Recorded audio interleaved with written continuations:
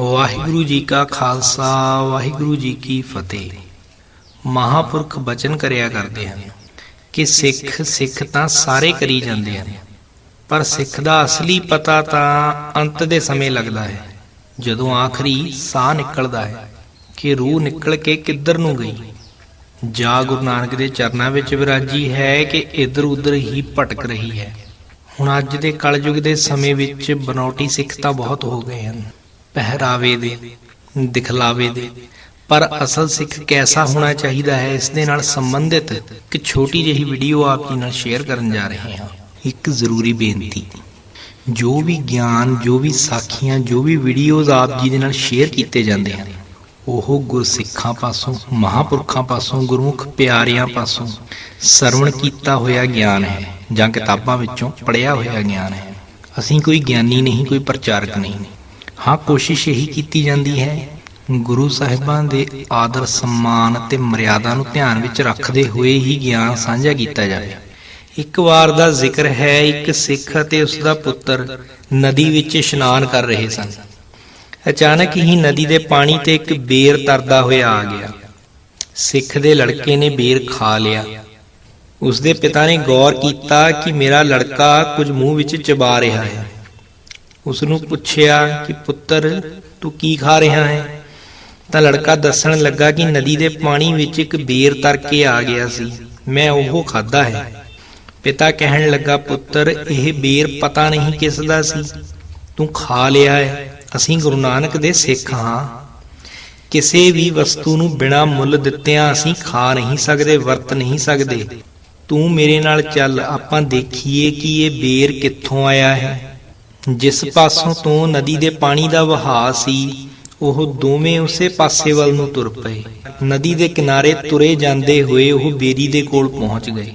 ਕਿਸੇ ਰਾਹਗੀਰ ਨੂੰ ਉਹਨਾਂ ਨੇ ਪੁੱਛਿਆ, ਇਹ ਬੇਰੀ ਕਿਸ ਦੀ ਹੈ? ਉਹ ਰਾਹਗੀਰ ਦੱਸਣ ਲੱਗਾ, ਇਹ ਬੇਰੀ ਇੱਕ ਬਾਗਾਂ ਵਾਲੇ ਸੇਠ ਦੀ ਹੈ।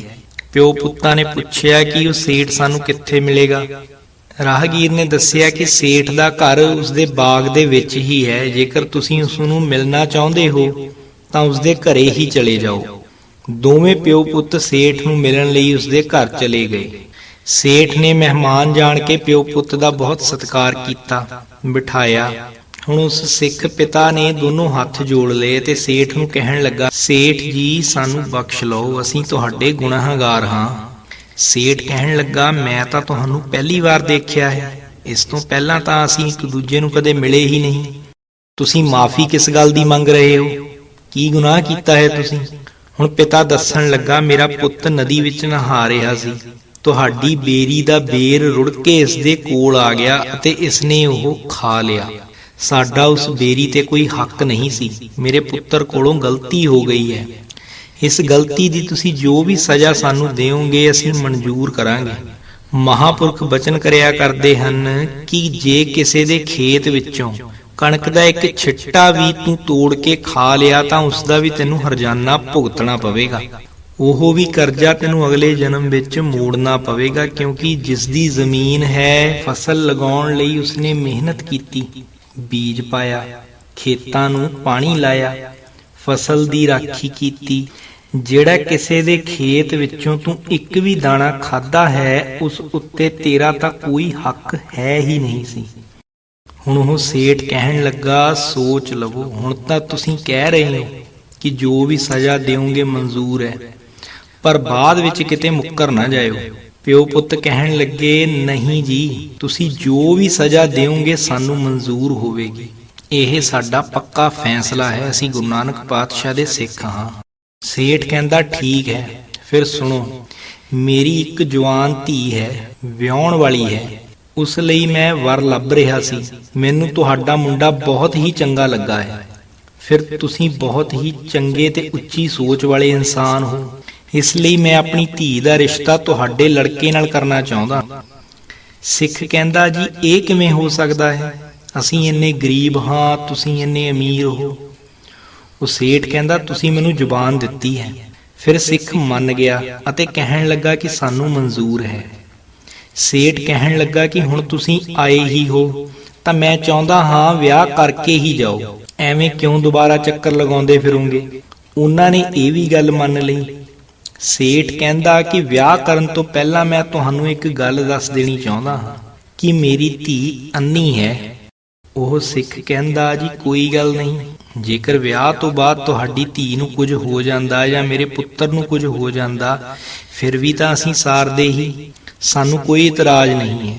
ਸੇਠ ਕਹਿੰਦਾ ਇੱਕ ਗੱਲ ਹੋਰ, ਮੇਰੀ ਧੀ ਸਿਰਫ ਅੰਨੀ ਹੀ ਨਹੀਂ ਬਲਕਿ ਗੂੰਗੀ ਵੀ ਹੈ। ਸਿੱਖ ਨੇ ਇਸ ਗੱਲ ਤੇ ਵੀ ਕੋਈ ਇਤਰਾਜ਼ ਨਾ ਕੀਤਾ, ਕਹਿੰਦਾ ਸਾਨੂੰ ਮਨਜ਼ੂਰ ਹੈ। ਹੁਣ ਸੇਠ ਕਹਿੰਦਾ ਮੇਰੀ ਧੀ ਬੋਲੀ ਵੀ ਹੈ। ਹੁਣ ਅੱਜ ਦੇ ਸਮੇਂ ਵਿੱਚ ਜੇ ਆਪਾਂ ਆਪਣੇ ਮਨਾਂ ਦੇ ਅੰਦਰ ਝਾਤੀ ਮਾਰੀਏ ਤਾਂ ਇਹ ਤਿੰਨ ਗੱਲਾਂ ਸੁਣ ਕੇ ਕੋਈ ਵੀ ਅਜਿਹੀ ਲੜਕੀ ਦਾ ਰਿਸ਼ਤਾ ਆਪਣੇ ਲੜਕੇ ਨਾਲ ਨਹੀਂ ਕਰਨਾ ਚਾਹੇਗਾ। ਪਰ ਸਿੱਖ ਨੇ ਕਿਹਾ ਕੋਈ ਗੱਲ ਨਹੀਂ। ਫਿਰ ਸੇਠ ਕਹਿਣ ਲੱਗਾ ਕਿ ਉਸਦੇ ਹੱਥ ਅਤੇ ਪੈਰ ਵੀ ਨਹੀਂ ਹਨ, ਪਰ ਫਿਰ ਵੀ ਸਿੱਖ ਨਾ ਡੋਲਿਆ ਤੇ ਕਹਿਣ ਲੱਗਾ ਤੁਸੀਂ ਵਿਆਹ ਦੀ ਤਿਆਰੀ ਕਰੋ। ਜਦੋਂ ਵਿਆਹ ਹੋਣ ਲੱਗਾ ਤਾਂ ਉਸ ਸਮੇਂ ਲੜਕੀ ਆਪਣੇ ਪੈਰਾਂ ਤੇ ਚੱਲ ਕੇ ਆਈ। ਇਹ ਦੇਖ ਕੇ ਸਿੱਖ ਪਿਤਾ ਸੇਠ ਨੂੰ ਕਹਿਣ ਲੱਗਾ, ਸੇਠ ਜੀ ਅਸੀਂ ਇਹ ਰਿਸ਼ਤਾ ਨਹੀਂ ਕਰਨਾ। ਸੇਠ ਕਹਿੰਦਾ ਕਿਉਂ? ਸਿੱਖ ਕਹਿੰਦਾ ਤੁਸੀਂ ਸਾਨੂੰ ਝੂਠ ਬੋਲਿਆ ਹੈ ਕਿ ਲੜਕੀ ਦੇ ਹੱਥ ਪੈਰ ਨਹੀਂ ਹਨ, ਉਹ ਅੰਨੀ ਹੈ, ਗੂੰਗੀ ਹੈ, ਬੋਲੀ ਹੈ, ਪਰ ਲੜਕੀ ਤਾਂ ਚੰਗੀ ਭਲੀ ਹੈ।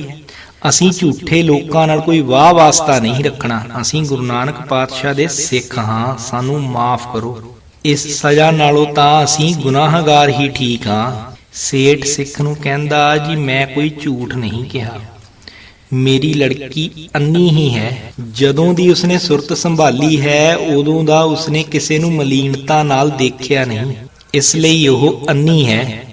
ਉਹ ਗੂੰਗੀ ਵੀ ਹੈ ਕਿਉਂਕਿ ਉਸਨੇ ਅੱਜ ਤੱਕ ਕਿਸੇ ਨੂੰ ਮਾੜਾ ਸ਼ਬਦ ਨਹੀਂ ਕਿਹਾ। ਉਹ ਬੋਲੀ ਵੀ ਹੈ ਕਿਉਂਕਿ ਕੰਨਾਂ ਨਾਲ ਕਿਸੇ ਪ੍ਰਤੀ ਉਹ ਮਾੜਾ ਸ਼ਬਦ ਨਹੀਂ ਸੁਣਦੀ। ਸਰਦਾਰ ਜੀ ਇਹ ਸਭ ਕੁਝ ਮੈਂ ਤੁਹਾਡਾ ਇਮਤਿਹਾਨ ਲੈਣ ਦੀ ਖਾਤਰ ਕਿਹਾ ਸੀ। ਹੁਣ ਇਹ ਲੜਕੀ ਤੁਹਾਡੀ ਹੈ, ਜਾਓ ਇਸ ਨੂੰ ਲੈ ਜਾਓ। ਸੋ ਹੁਣੇ ਸਾਖੀ ਦੇ ਵਿੱਚੋਂ ਸਿੱਖਿਆ ਤਾਂ ਇਹੀ ਹੈ ਕਿ ਅਸਲੀ ਸਿੱਖ ਉਹ ਹੈ ਜੋ ਆਪਣੇ ਸਵਾਰਥ ਨੂੰ ਮੁੱਖ ਨਾ ਰੱਖੇ, ਸਿਰਫ ਤੇ ਸਿਰਫ ਸੱਚ ਤੇ ਪਹਿਰਾ ਦੇਵੇ। ਕਿਸੇ ਕਾਰਜ ਵਿੱਚ ਬਹੁਤਾ ਨਫਾ ਦੇਖ ਕੇ ਲਾਲਚੀ ਨਾ ਹੋਵੇ ਤੇ ਕਿਸੇ ਕਾਰਜ ਵਿੱਚ ਘਾਟਾ ਪੈਂਦਾ ਦੇਖ ਕੇ ਮਨ ਨੂੰ ਨਾ ਡੁਲਾਏ। ਸੱਚ ਤੇ ਪਹਿਰਾ ਦੇਵੇ, ਉਸ ਪ੍ਰਭੂ ਨੂੰ ਅੰਗ ਸੰਗ ਸਮਝੇ। ਫਿਰ ਦੇਖੋ ਸੱਚ ਦੀ ਕਮਾਈ ਵਿੱਚ ਕਿੰਨੀਆਂ ਬਰਕਤਾਂ ਪੈਂਦੀਆਂ ਹਨ। ਰਹਿਣੀ ਰਹੇ ਸੋਈ ਸਿੱਖ ਮੇਰਾ, ਉਹ ਸਾਹਿਬ ਮੈਂ ਉਸਕਾ ਚੇਰਾ। ਵਾਹਿਗੁਰੂ ਜੀ ਕਾ ਖਾਲਸਾ, ਵਾਹਿਗੁਰੂ ਜੀ ਕੀ ਫਤਿਹ।